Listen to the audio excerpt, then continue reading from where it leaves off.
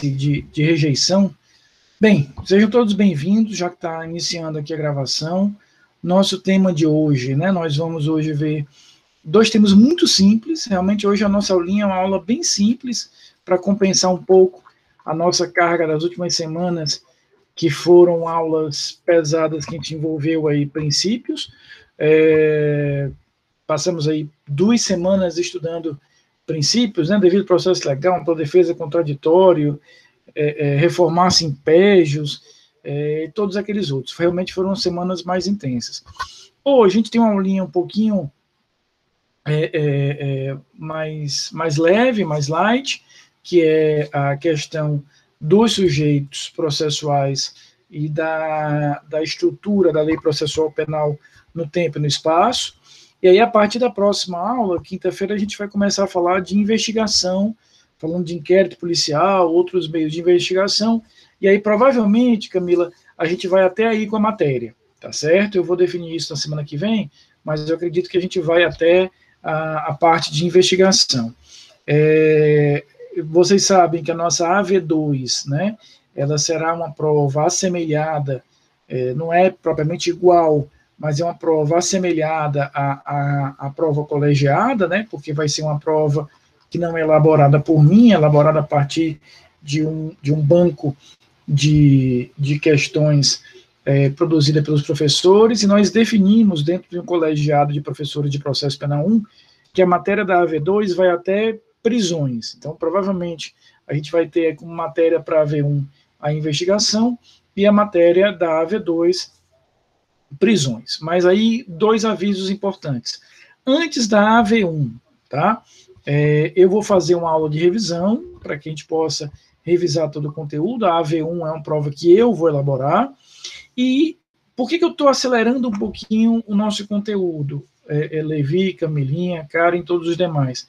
Porque entre a AV1 e a AV2, eu quero ver com vocês prisões no processo penal, e quero, antes da AV2, já que será uma prova com um formato diferente, eu quero usar aí 1 ou 2 aulas para que a gente possa fazer uma revisão mais bem direcionada para essa prova, inclusive com a resolução de algumas questões práticas.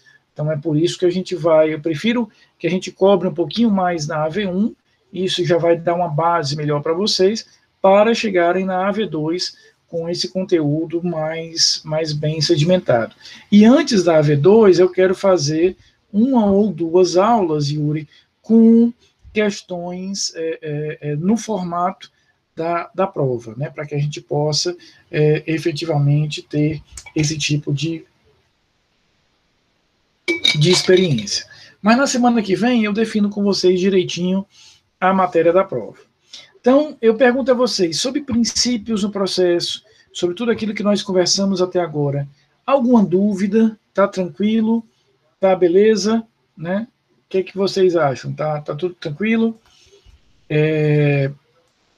Então, hoje, nós vamos falar sobre os sujeitos do processo, como é que esses sujeitos se organizam, e em especial destaque, eu quero conversar sobre a atuação do juiz, né, para que a gente possa entender as limitações do próprio juiz em relação a isso.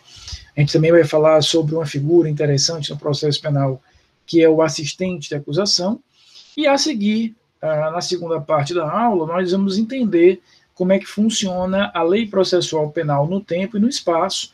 A gente vai perceber, Stephanie, que a lógica da lei processual penal em relação ao tempo e ao espaço é uma lógica muito mais simples, mas muito mais do que aquela lógica que vocês aprenderam lá em Penal 1, quando trabalharam com a lei penal, ou seja, a lei material no tempo e no espaço. Mas vamos primeiro aos sujeitos processuais. A tríade essencial que nós vamos ter no processo é a acusação, né, a acusação com um elemento central. A gente vai conversar ainda esse semestre, será a nossa penúltima matéria, a gente vai falar sobre a ação penal, e quando a gente falar sobre a ação penal, nós vamos ver que essa ação penal, ela se divide em 2 espécies essenciais: a ação penal pública, que é oferecida pelo Ministério Público, e a ação penal privada, que é conduzida pelo ofendido, né? Agora, claro, o ofendido através de seu advogado. Então, a acusação no processo criminal, ela vai estar situada em uma dessas esferas.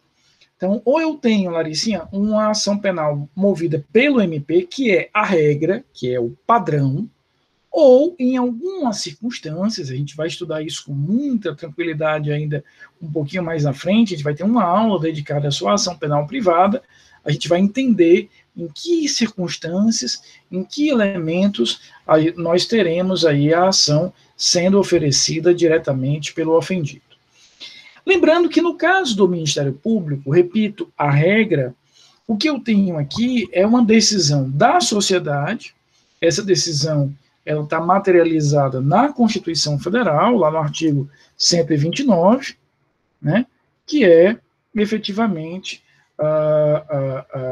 uma ideia, né, de que a ação penal pública, ela é efetivamente da titularidade do Ministério Público. Então, esse artigo 129, Camila, antes que eu me esqueça, diga ao senhor seu marido que ele está me devendo uma resposta, viu, de um convite que eu fiz a ele, eu estou esperando a confirmação dele, deu uma cobrança nele, viu? Foi, estou esperando, muito educadamente, mas eu estou esperando, porque está sendo gravado esse meu carão, né, e essa minha cobrança de resposta. Então, veja só, mas não é nada demais o convite não, viu? Não é indecente não, fique tranquila. O que nós temos?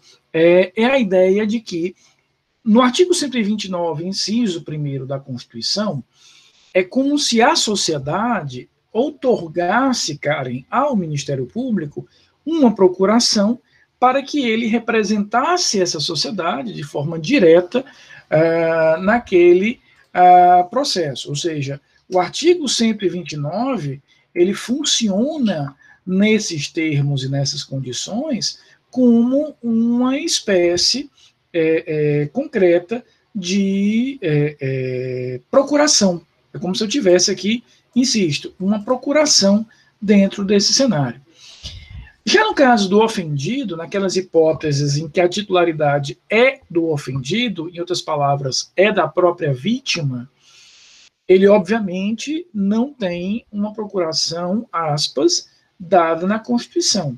Então, ele aqui vai ter que resolver um problema. Perceba só, quando a gente fala de uma ação penal, Vinícius, pública, a Constituição já disse que o Ministério Público tem o chamado jus postulandi para oferecer a ação. Então, ele tem dado pela própria Constituição esse jus postulandi. No caso das ações privadas, em que eu estou entregando a ação penal para a vítima, ou seja, para o ofendido, esse ofendido, ele diretamente, ele não terá esse jus postulandi, ou seja, ele, de forma direta, não poderá oferecer aquela ação penal. Ele precisará oferecer essa ação penal através de seu advogado. Então, no caso da ação penal privada, essa, repito, que é do ofendido, caberá ao advogado oferecer a ação. E aqui uma questão interessante. Veja só, Rei. Eu tenho, no caso, Enzo, do ofendido, ele não pode, ele, ofendido, escrever a petição, assinar a petição e propor a ação. O que ele vai fazer? Através de um advogado, que dele receberá uma procuração, é que essa ação será proposta. Mas essa procuração, Beatriz, que eu vou outorgar a esse advogado criminal, é uma procuração ad judicia, nós chamamos de et extra, ou seja, com poderes especiais. O que significa isso?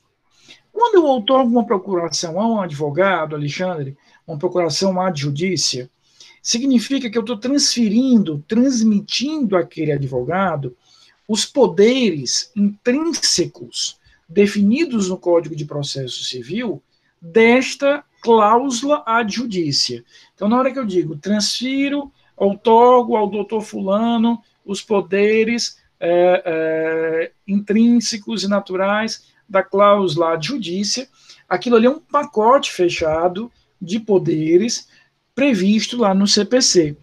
Oferecer a ação, oferecer contestação, dar quitação, apresentar recursos, fazer a sustentação oral e por aí vai. Ou seja, eu tenho ali um combo, camelinha fechado, dos poderes que eu outorgo àquele advogado. Agora, quando a procuração adjudícia ela é outorgada na esfera penal, eu preciso fazer um adendo, ou seja, eu vou entregar a procuração com as cláusulas, ou melhor, com a cláusula adjudícia, né? Eu vou outorgar essa procuração com essa cláusula adjudícia, porém, eu irei, vejam só, acrescentar um poder. Qual é o poder, Beatriz? Oferecer ação penal no caso tal. Então, na procuração criminal, eu vou colocar aquela procuração com a cláusula adjudícia, nos termos lá do CPC, mas eu tenho a obrigação, Stephanie, de colocar uma vírgula e dizer, ainda outorgo ao advogado a capacidade ou poder de oferecer ação penal no caso tal. Então, é por isso que a gente costuma chamar a procuração criminal de procuração adjudícia et extra, ou seja, com poderes especiais, porque eu sou obrigado a outorgar esses poderes especiais. Então, veja, como é que se forma a acusação no processo penal? Ou é o Ministério Público, e aí esse camaradinha não precisa de procuração, porque a Constituição já outorgou a ele essa possibilidade, ou, do outro lado, eu terei efetivamente a possibilidade da ação penal ser privada, portanto, oferecida pelo ofendido. Mas quando eu digo aqui oferecida pelo ofendido, não significa dizer que eu tenha, Karen, o ofendido diretamente apresentando, porque ele não tem, repito, jus postulandi. Nesse caso, ele outorga uma procuração àquele determinado advogado, procuração é essa dotada desses poderes especiais, para que o advogado possa oferecer a ação. O advogado tem que ter muita técnica e tem que ter muita prudência nesse momento, porque veja o que o advogado está fazendo. Ele está peticionando em nome de alguém, acusando um outro alguém de crime. Então, o advogado tem que ter muito cuidado em relação à forma de redação, deve ficar muito preso, muito vinculado àquela descrição fática, àquela situação fática descrita ali pela vítima, para que ele possa referendar e validar essa determinada procuração. No entanto, ainda falando de acusação, portanto, ainda no polo ativo do processo penal, existe uma figura que o Código chama de assistente, mas que a doutrina e a prática chamam de assistente da acusação. O que é o assistente da acusação? O assistente da acusação é o ofendido, que no caso das ações penais públicas, portanto, aquelas ações, Yasmin, que a titularidade, a legitimidade para propor é do Ministério Público, o ofendido, em desejando, isso aqui é uma faculdade, é uma possibilidade, é uma liberalidade, ele poderá habilitar-se como assistente da acusação. E aí ele vai atuar como um ator coadjuvante dessa acusação. A acusação principal é feita pelo Ministério Público, é o Ministério Público que vai propor a ação, é o Ministério Público que obrigatoriamente estará em todos os atos do processo, mas o ofendido tem a faculdade, ele tem a possibilidade, existe uma liberalidade de se habilitar, se assim o desejar, como assistente da acusação. Como é que ele faz isso? Ele vai contratar um advogado, ele vai outorgar a um advogado uma procuração, nos mesmos termos que eu falei agora há pouco para vocês, e esse advogado vai peticionar ao juiz, dizendo que aquele ofendido tem interesse de ser habilitado como assistente da acusação. E o juiz vai analisar, verificando se de fato ele é o ofendido, se de fato ele é a vítima daquele processo, e aceita aquela habilitação. No momento em que o juiz defere esse pedido, acata esse pedido, daí para frente a acusação vai ser feita pelo Ministério Público e pelo assistente. O que isso significa? Que em todas as audiências eu vou ter que intimar o Ministério Público e o assistente, que ele vai poder fazer perguntas às testemunhas, ele vai poder trazer provas para o processo, ele vai poder recorrer. Então, ele tem os mesmos poderes que a acusação, aspas, principal, conduzida pelo Ministério Público, tem. Tanto assim que nada impede, por exemplo, que se no final do processo o Ministério Público não recorra a Beatriz, ele pode recorrer de forma autônoma. Então, o assistente da acusação nada mais é do que o próprio ofendido, que no caso da ação penal ser pública, portanto, a ação penal não é dele, como no caso da ação penal privada, em que ele é o titular da ação, mas ele pode, e aqui é do condicional, sim, ele pode habilitar-se como assistente para, eventualmente, vir a atuar naquele processo como um assistente, um complemento da acusação. Então, ele vai ter, repito, os mesmos poderes instrumentais que o Ministério Público tem, mas ele não vai ter a titularidade principal. Tá? Então, a acusação pode ser formada pelo Ministério Público, no caso da ação penal pública, pelo ofendido, no caso da ação penal privada, e no caso da ação pública, esse ofendido, em desejando, poderá se habilitar como assistente da acusação. Tanto na figura de assistente da acusação, quanto na figura de titular principal da ação, lá na ação privada, ele não vai poder fazer isso de forma direta, ele vai sempre ter que buscar efetivamente a atuação de um advogado, eu repito, que ele outorgará uma procuração para que o advogado possa representá-lo judicialmente. Até aqui tá ok? Tá tranquilo? Professor, só uma pergunta rápida. Pode ser até demorada também, viu? Não precisa não. Pronto, só para confirmar o que o senhor disse, o acusado ele tem os mesmos poderes instrutórios inerentes ao Ministério Público. Os mesmos, sem nenhuma exceção? Sem nenhuma exceção. Ele vai poder... para não dizer que ele não tem uma diferençazinha, Enzo, o que acontece? Como normalmente eu me habilito como assistente depois que a denúncia já foi oferecida, a gente vai estudar um pouquinho mais à frente que o momento de indicação das testemunhas, Enzo, é o momento da denúncia, ou seja, quando o MP oferece a denúncia, ele vai oferecer ali o seu rol de testemunhas.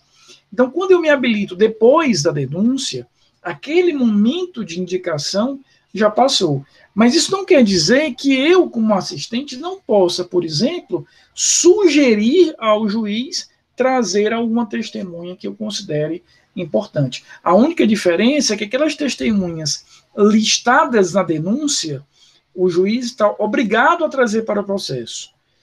As testemunhas que o assistente da acusação vai sugerir, o juiz não está obrigado a trazê-lo, vai depender de uma análise preliminar que o juiz faz de pertinência, de efetividade daquela testemunha. Então, talvez esse seria o único ponto em que há uma diferença um pouco mais objetiva na atuação do assistente da acusação e do MP. Então, o que eu quero dizer é que não é que o assistente da acusação não possa trazer testemunhas, apenas ele vai ter um trabalho um pouquinho maior, porque ele vai ter que justificar ao juiz por que aquela testemunha é tão importante, já que o momento regular, normal de oferecimento desse rol de testemunhas é lá da denúncia, que é um ato próprio do MP. Tirando isso, basicamente não há diferença. E aí eu ressalto aquele ponto que eu acho que é um ponto bem ilustrativo do que eu estou querendo dizer. Se a sentença é desfavorável de alguma forma à acusação, ou no todo ou em parte, o MP não recorre, o assistente pode, de forma autônoma, recorrer. Então, veja que ele tem muitos poderes na condução dessa acusação, sendo facultado a ele até mesmo apresentar de forma autônoma esse determinado recurso. Beleza, Enzo? Show, professor. E o senhor acha que vale a pena ser assistente? Veja, existe alguns colegas advogados usam uma expressão que não é do todo errada, que a acusação privada ela é um luxo. Então, por que ela é um luxo? Porque eu posso não fazê-lo, né? A missão ela é do MP. Em geral, eu acho que vale a pena sim, né? Em geral, eu acho que vale a pena sim, porque faz com que o processo ganhe um impulso mais cuidadoso, mais adicional.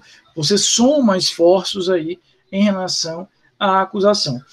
Acontece, Enzo, isso não é tão comum, eu confesso, mas eu já vi alguns casos, eu mesmo já passei por isso, de que há um ou outro promotor, aqui eu estou falando de uma forma muito, muito excepcional, mas acontece, ele se sente um pouco à vontade quando ele percebe que há um assistente da acusação para não impulsionar tanto o processo. Então, eu vi casos, repito, são casos muito excepcionais, muito pontuais, do promotor meio que diz assim, já que ele se habilitou, já que o advogado dele está conduzindo, deixa o advogado dele trabalhar, eu vou ficar meio que na minha. Né?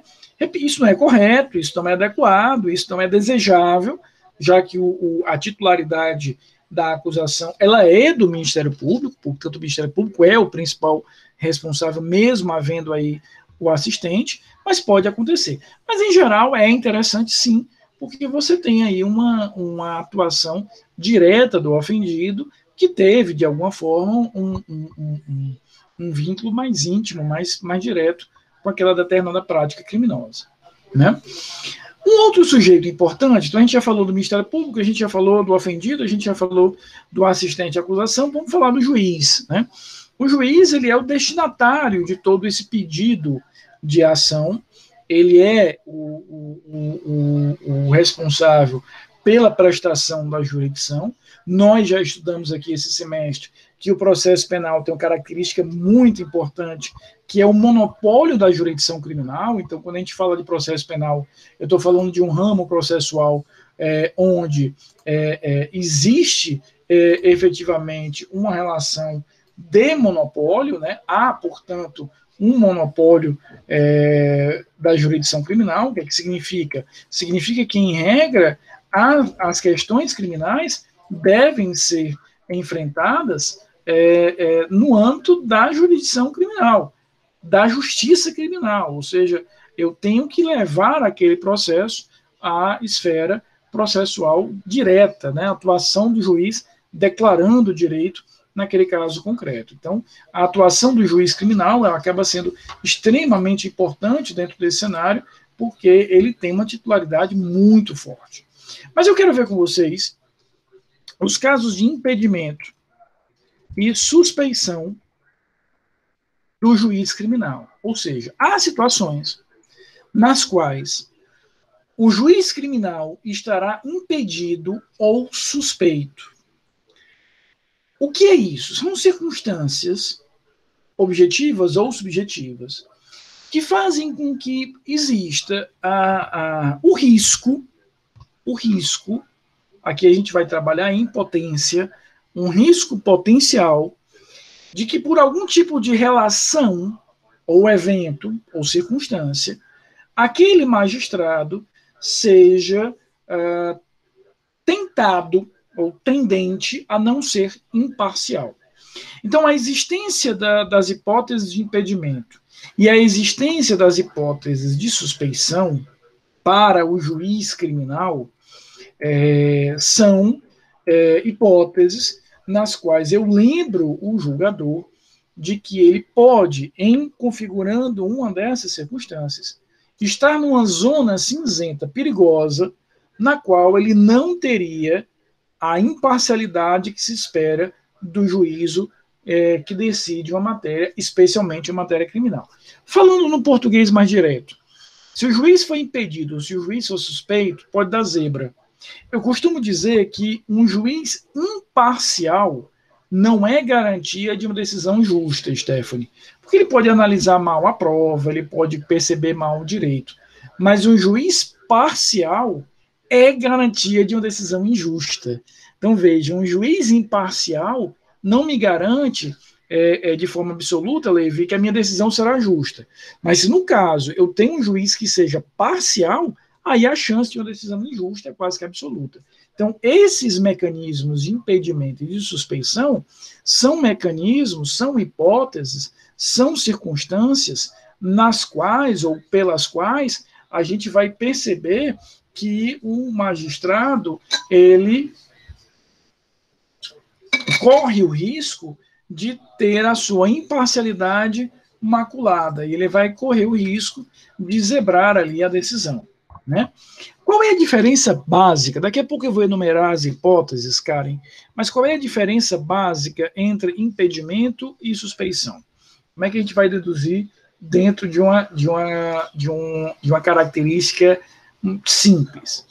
As hipóteses de impedimento são hipóteses mais objetivas, elas têm uma carga mais objetiva, consequentemente é mais fácil eu caracterizar essas hipóteses. No caso da suspeição, eu tenho uma carga maior de subjetividade.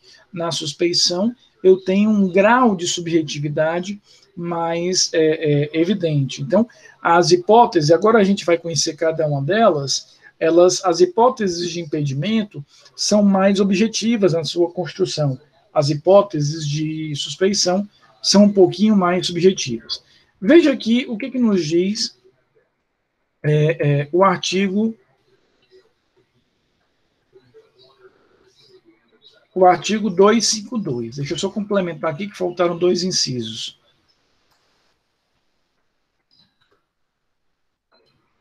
Artigo 252.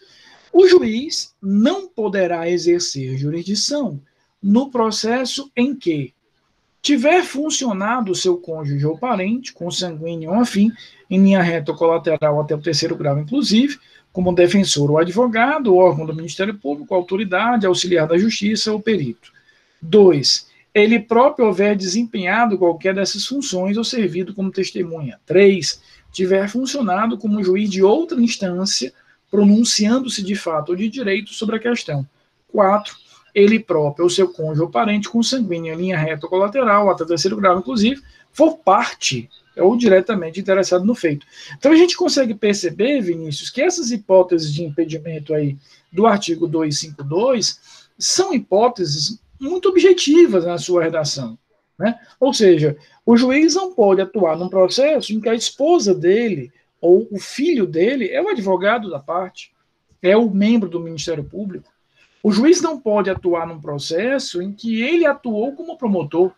O cara foi promotor, atuou naquele processo, amanhã ele passou no concurso para juiz, foi ser juiz daquela unidade judiciária e resolveu, e caiu ali para ele a decisão daquele processo. Claro que ele não pode atuar, nesse caso, como juiz. A tendência seria reproduzir a mesma visão que ele já tinha antes daquele determinado feito, comprometendo aí a sua imparcialidade. Também será impedido, vejam aí o que diz o inciso 3º, caso ele tenha atuado em outra instância. Por exemplo, o desembargador, meu chefe lá no tribunal. Durante muitos anos, ele foi juiz de 1º grau. Então, ele foi juiz do 1º grau, sentenciou aquele processo, ou tomou ali uma decisão interlocutória, ou o que quer que seja, ou seja, ele se pronunciou sobre parte do mérito, ou sobre todo o mérito daquele processo, aí ele ascendeu ao tribunal. Ele, obviamente, não vai ter a possibilidade, será impedido de atuar como desembargador relator, julgando um recurso naquele determinado caso. A tendência dele não será outra senão ratificar por completo qualquer que seja a decisão dele. Então, ele ali teria uma tendência muito clara de simplesmente ratificar aquilo que ele já entendeu. Então, a gente percebe, né, Camilinha, no artigo 252, que a gente tem aqui algo muito, muito, muito, muito objetivo. O cara foi advogado, o cara foi juiz do 1º grau, O cara é parte do processo, ou a esposa dele é parte daquele processo. Imagine, por exemplo, Larissa, o juiz julgar uma ação de um crime de roubo em que a vítima, a ofendida, é sua filha. Ele é impedido, né? Mas veja, aqui eu tenho algo objetivo. A representante do MP, a promotora, é a sua esposa. Não tem grande carga de subjetividade no artigo 252. Já quando eu chego no artigo 254, que ele trabalha com as hipóteses de suspeição, aí eu terei automaticamente uma carga subjetiva mais elevada. Então, no caso do artigo 254, eu tenho aí uma carga de subjetividade mais considerável. Eu vou ficar sobre o inciso primeiro, porque ele é o mais didático de todos. Então, veja o que diz o artigo 254. O juiz dar-se-á por suspeito. Aqui ele já está deixando claro, Yasmin, que o juiz deve, de ofício, reconhecer a sua suspeição, e se não o fizer, poderá ser recusado por qualquer das partes. Rafael, como é que a parte pode recusar esse juiz? Daqui a 2 semanas, a gente vai estudar a exceção de suspeição. Aí eu vou mostrar para vocês como é que isso se dá. Mas, a princípio, o que a gente vai perceber é a atuação aqui do juiz que, de ofício, percebendo uma dessas circunstâncias do artigo 254, deverá declarar-se suspeito. Aqui eu queria me concentrar muito no inciso primeiro. Se for amigo íntimo ou inimigo capital de qualquer das partes, eu queria fazer 2 comentários em relação a isso. Primeiro, da forma que o CPP é redigido, essa amizade íntima ou essa inimizade grave, que o Código chama de inimigo capital, deve ser dirigida às partes. Então, o juiz não pode ser amigo da vítima, o juiz não pode ser amigo do réu. Pela redação do Código de Processo Penal, não se aplica ao advogado do réu, nem ao membro do Ministério Público. O CPC de 2015, no entanto, ele estendeu, lá no processo civil, ele estendeu, Karen, ao advogado das partes também.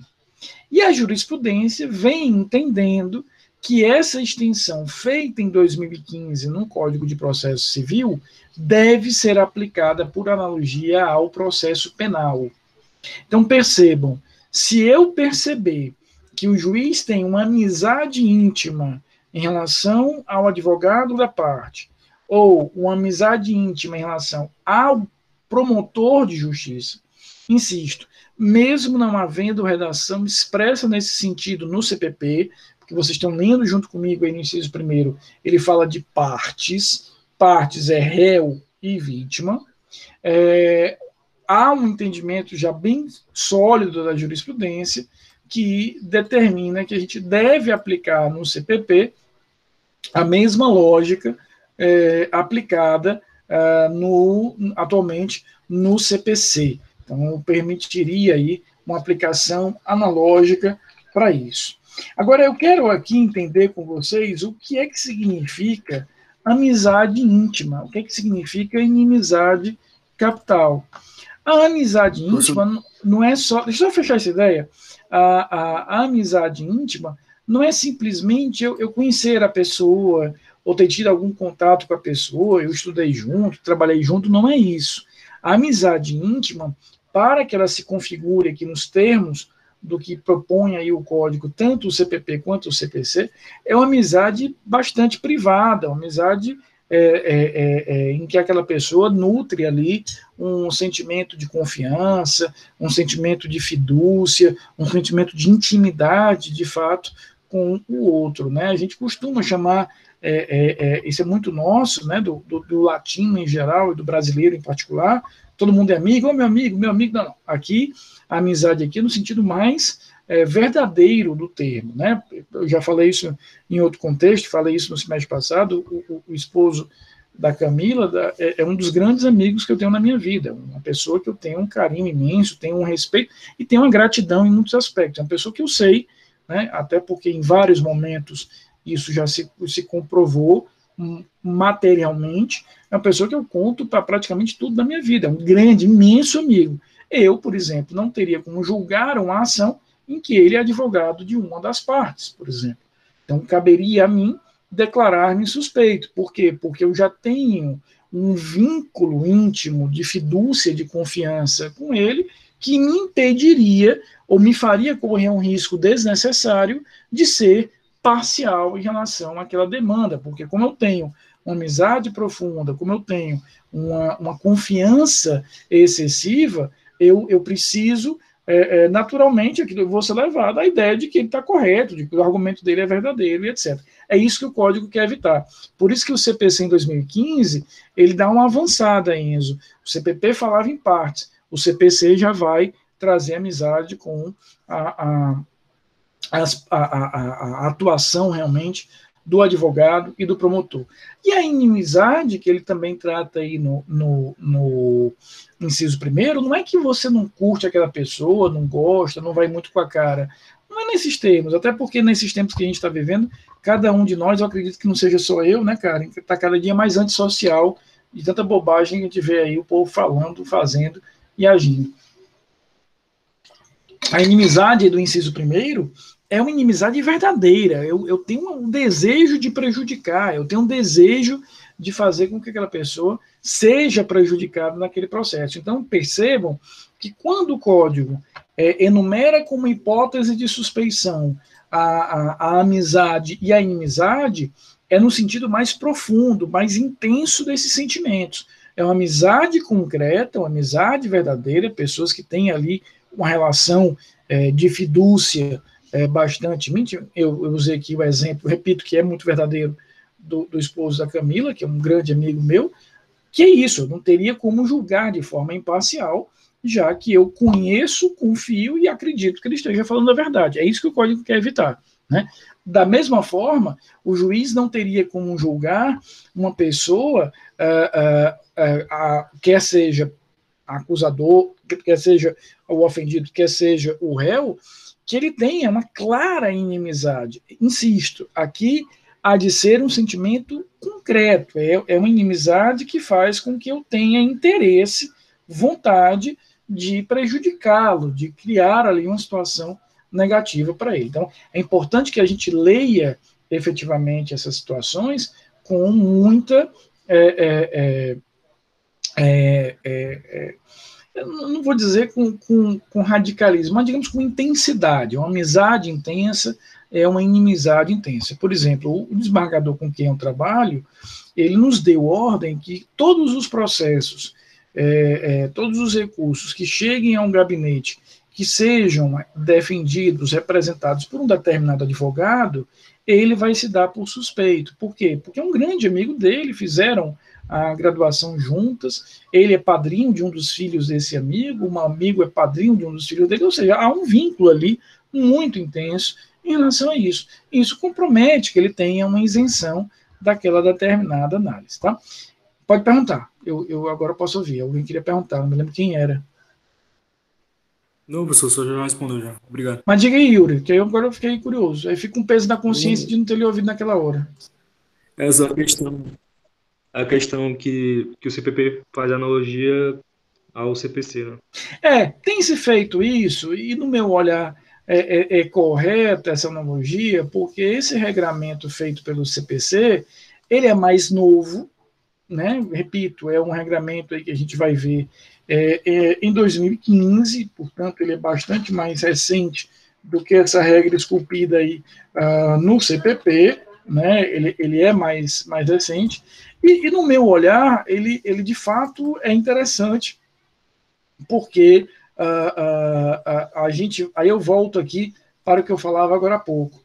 O que busca essas regras, o que essas regras de impedimento e de suspeição buscam é evitar em potência algum tipo de comprometimento da imparcialidade do juiz. O que eu estou querendo dizer com isso?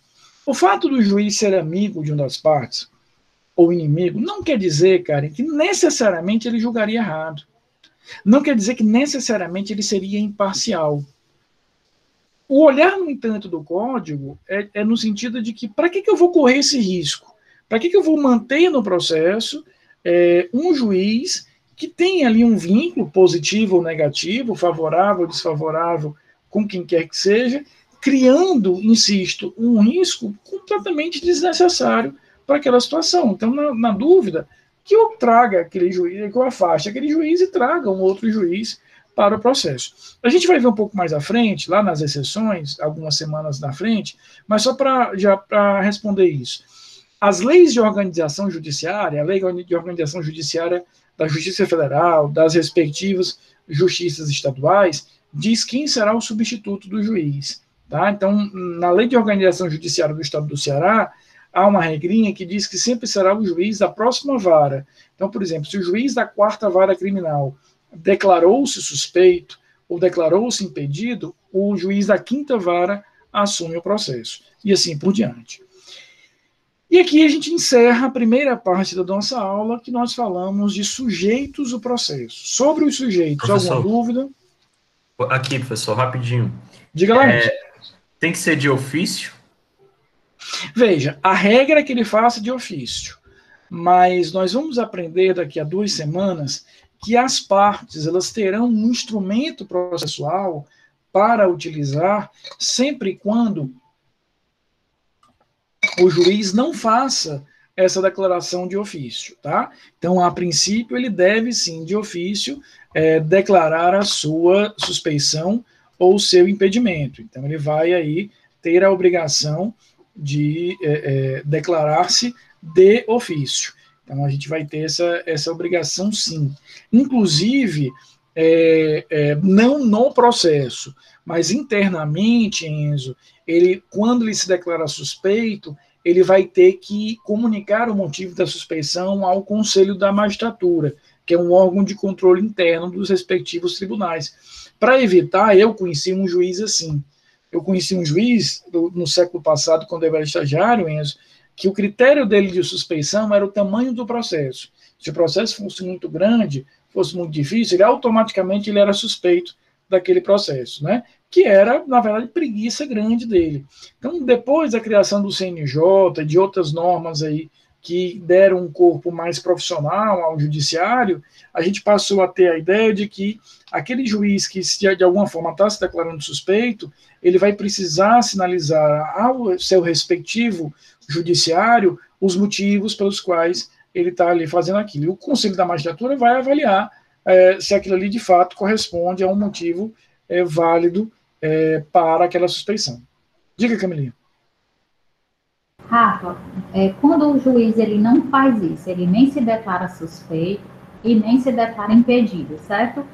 Aí, no caso, as partes sabem, uma das partes realmente sabem que o cara é impedido, por exemplo. Aí a pessoa declara e tal, né, a parte contrária. Aí o cara continua dizendo que não está impedido. Aí acontece o quê? Denunciar onde? Faz o quê? Não, é o seguinte, a tua pergunta é legal para gente. Vamos imaginar 3 degraus, complementando a pergunta do Enzo. Vamos imaginar o seguinte: primeiro degrau, o juiz de ofício percebe que é suspeito ou impedido e se declara como tal, manda o processo para o substituto, certo? Esse é o primeiro degrau. Mas pode ser que ele não tenha percebido aquilo, ou até ele entende que não é suspeito. A parte poderá apresentar a ele, diretamente a ele, um instituto chamado exceção de impedimento ou de suspeição. É como se eu dissesse assim: ó, juiz, o senhor não percebeu, não, mas o senhor é suspeito. Ó, o senhor não olhou muito, mas o senhor é impedido. E aí, isso vai diretamente para o juiz. Se ele acatar aquela exceção de suspeição, ou se ele acatar aquela exceção de impedimento, o que ele faz? Manda para o substituto. Agora, a tua pergunta é se ele não acata isso, ou seja, eu apresentei a exceção, disse: juiz, o senhor é suspeito, o juiz analisou aquilo ali e disse: eu não sou. Nesse caso, a gente chega no terceiro degrau. O que vai acontecer, Camilinha? Essa exceção, não o processo inteiro, só essa exceção subirá para o tribunal. No caso da Justiça Estadual, o Tribunal de Justiça; no caso da Justiça Federal, o Tribunal Regional Federal. Subirá para o tribunal.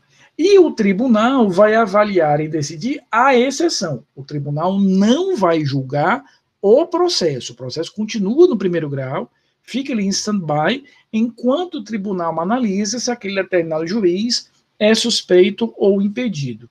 E aí o tribunal toma agora essa decisão, seria o terceiro degrau, ou seja, o primeiro é ele declarar-se de ofício, se não fizer, a parte apresenta a exceção, se ele acatar, ótimo, passa para o substituto, se ele não acatar, esta exceção sobe para o tribunal e o tribunal vai julgar apenas se ele é suspeito, apenas se ele é impedido. Eu me lembro de uma exceção dessa que eu trabalhei no tribunal, há uns anos atrás, em que a parte dizia que o juiz ele era suspeito, porque todo sábado lá na cidade, era uma cidade aqui no interior, na Serra Grande, tinha um racha lá de futebol no sábado, e um sábado ele tinha jogado no time contrário ao time do réu, e por isso ele era suspeito. O tribunal disse, olha, não tem nenhum caso de suspeição aqui, o juiz fez bem de não se declarar suspeito, o juiz continua efetivamente no caso. Então, são 3 degraus aí que a gente pode percorrer, sendo a palavra final, digamos assim,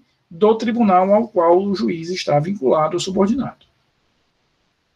E aí o tribunal vai dizer, é suspeito ou não é suspeito, é impedido ou não é impedido.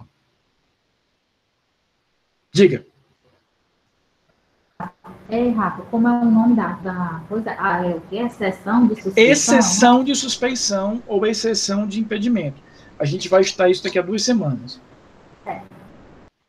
A gente pode entender essa exceção, Camila, como um meio de defesa processual. Né? Eu tenho aí um meio de defesa processual que vai ser dado à parte, para a parte dizer, olha, aqui eu não vou discutir que eu matei ou que eu não matei, que eu lesionei ou não lesionei. Apenas eu estou dizendo que o senhor é suspeito para me decidir ou para deliberar sobre isso. Né? A gente vai ver essas exceções já daqui a umas 2 semanas. Queridos, sobre os sujeitos, mais alguma duvidazinha? Nenhum, assim, para eu justificar aí meu salário? Nada? Nenhuma dúvida mesmo? Veja só, vamos agora para a segunda parte da aula, que é a parte mais fácil. Na verdade, o que eu vou ensinar para vocês agora, de certa forma, é uma das matérias mais fáceis que nós vamos ver durante o semestre, se não a mais fácil, que é a Lei Processual Penal no tempo e no espaço. A gente vai conhecer a Lei Processual Penal no tempo e no espaço.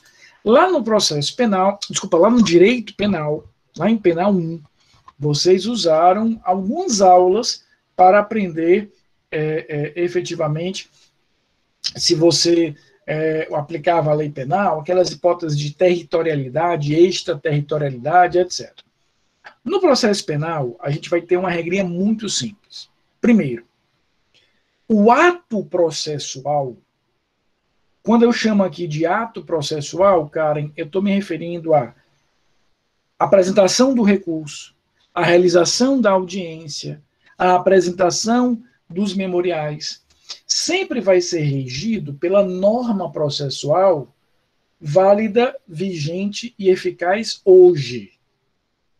Não quando eu realizei o fato, não quando se iniciou o processo. Portanto, o ato processual é regido pela norma processual vigente hoje.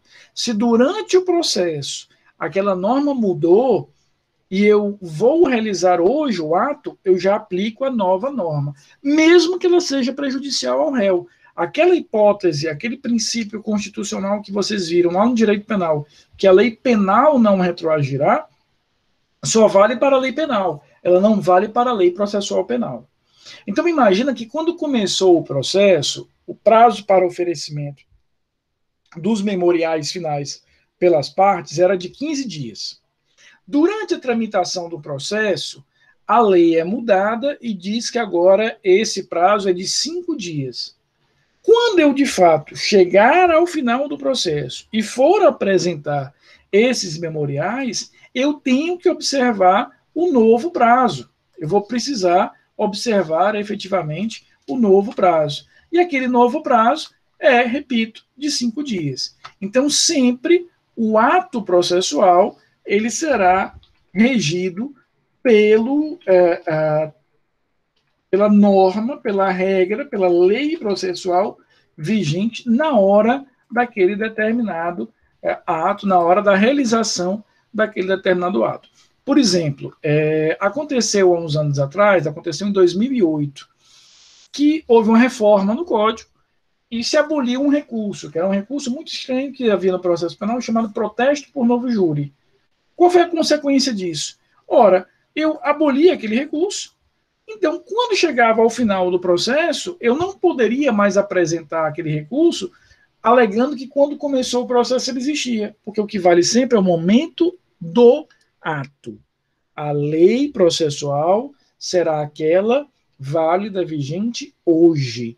É hoje que eu vou balizar isso. Então, veja que a lei processual penal no tempo, repito, é muito simples. Ela é muito simples, porque ela vai trabalhar apenas com uma norma que seja válida hoje. Se até ontem o prazo era de 5 dias, beleza, mas se eu estou apresentando o recurso hoje e esse prazo diminuiu para 2, serão só 2 dias. Não importa se isso prejudicou o réu, porque, repito, a norma que não pode retroagir para prejudicar é a norma material penal, não a norma processual.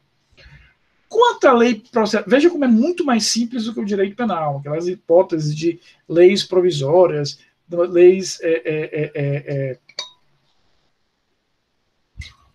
que foram alteradas no curso, diminuiu a pena, aumentou a pena, isso no processo penal é muito mais simples. Outra coisa que também é muito simples é a lei processual penal no espaço.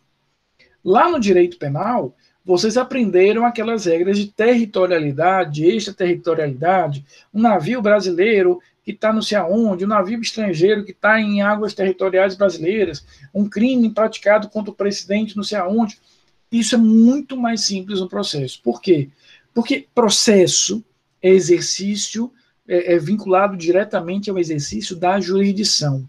E a jurisdição, ela só vai até onde exista, Emily, fronteira, território. Então, a jurisdição do Brasil só vai até o território brasileiro. Então, eu só posso realizar atos processuais dentro do território brasileiro. Então, a lei processual penal no espaço é muito simples. Eu só realizo atos processuais dentro do espaço territorial brasileiro, ou seja, dentro das nossas fronteiras. Se eu preciso realizar um ato processual fora do Brasil, eu preciso obrigatoriamente que contar com a atuação, Vinícius, do outro Estado nacional, da justiça daquele outro Estado nacional. Se eu preciso citar um réu na Argentina, se eu preciso ouvir uma testemunha na Itália, eu vou enviar uma carta rogatória a esses países e vou pedir, muito gentilmente, que aqueles países me quebrem esse galho e realizem aquele ato. Eles podem dizer, não, não vou realizar. Né? E aí eu não tenho o que fazer. Eu tenho que encontrar outra solução de seguir com o processo sem aquele ato. Porque eu não posso simplesmente colocar no avião um oficial de justiça, despachá-lo à Argentina para que ele realize aquele ato. Não. Os atos processuais, eles são adstritos à fronteira, ao território, ao espaço territorial brasileiro. As únicas exceções a essa regra, a gente vai ter num ramo especializado de processo, que não é o nosso, é um ramo muito específico de processo penal, que é o direito processual penal militar. Então, no caso do direito processual penal militar, é possível, né, repito, lá no âmbito da justiça militar, aplicando o Código de Processo Penal Militar, é possível a realização de atos processuais no exterior quando o Brasil mantenha tropas militares no exterior. Por exemplo, durante aproximadamente 13 anos, o Brasil fez parte de uma missão multinacional de paz no Haiti. Então, nós mantivemos ali, durante esses 13 anos, uma unidade, um nível batalhão, a serviço da ONU. Eram militares brasileiros. Depois do terremoto, nós chegamos a enviar um segundo batalhão, nós chegamos a ter, no auge da atuação brasileira no Haiti, cerca de 2.500 militares atuando ali. Então, existia uma unidade militar lá, um quartel do Exército Brasileiro, uma companhia de fuzileiros navais da Marinha do Brasil e etc. Aí, nesse caso, como a gente tinha tropas brasileiras no exterior, a gente poderia efetivamente realizar atos processuais dentro daquele determinado contexto, né? Poderia fazer uma audiência, poderia fazer a intimação de alguém, poderia fazer a oitiva de alguém. Por exemplo, vocês se recordam que há 2 semanas eu estive no Rio de Janeiro, na escola onde eu estudo, no Rio, eu conversava com um major do Exército Brasileiro que comandou uma unidade do Exército Brasileiro no Sudão do Sul, que tinha como responsabilidade treinar uma tropa da ONU que estava na missão ali no Sudão do Sul. Foi com uma equipe de 15, 20 militares brasileiros para fazer um treinamento a essa tropa que estava servindo sob o mandato da ONU no Sudão do Sul. É um exemplo de você ter tropas brasileiras, e eventualmente, por exemplo, se um desses militares pratica um crime militar, eu poderia realizar um ato processual lá no exterior, considerando que eu tenho tropas aquarteladas, tropas fixadas naquele território estrangeiro. Veja que é uma situação, repito, muito específica. Quando a gente trabalha com o nosso direito processual penal comum, eu tenho que realizar os atos processuais dentro do território, né? E, repito, eu vou realizar sempre o ato com a norma vigente e aplicável naquele determinado contexto. Então, como eu disse agora há pouco, é muito mais fácil a compreensão da norma processual penal no tempo e no espaço que a norma penal no tempo e no espaço. Dúvidas sobre esse monte de coisa que eu falei hoje, que foi de confuso. E é porque eu disse que era a aula mais tranquila do semestre, né? Mas, de qualquer maneira, o tema era o mais simplinho. O que é que vocês me dizem de dúvidas?